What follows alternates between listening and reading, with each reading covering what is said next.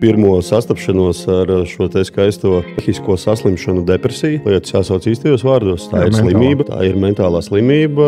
Jā, katram tas bija savs un iespējams, ka visai pasaulē daudziem tas bija, bet es runāju konkrēti par sevi. 2022. gada 24. februāris, kad Ukrainā nokrita pirmā Krievijas raidītā raķete, bumba. Protams, ka bija satricinājums, kas notiks un vai mēs Latvijā esam pasargāti no kaut kā tam līdzīga, bet tad ar otru smadzeņu puslodi sapratu, ka akcijas sabiedrība Dinamo Rīga, hokeja klubs Dinamo Rīga. Mēs 14 gadus esam spēlējuši kontinentālajā hokeja līgā, kas ir Krievijas atklātais hokeja čempionāts. Kurā tu biji tehniskais direktors, nevis spēlētājs, kaut kā jauts. Jā, tā kā sirds un dvēsele un māma un teica visiem spēlētājiem vienā personā. Un ka mūsu lielākais ģenerāls sponsors bija lielākais Austrum Eiropas gāzes apgādātājs. Un tā kā viss likumsakarīgi salikās pa plauktiņiem un saprata, ka viss, ka tas, kad ir beigas. Personīgi man bija tā, un tā bija mistiska sajūta, ka viss, es esmu beidzies.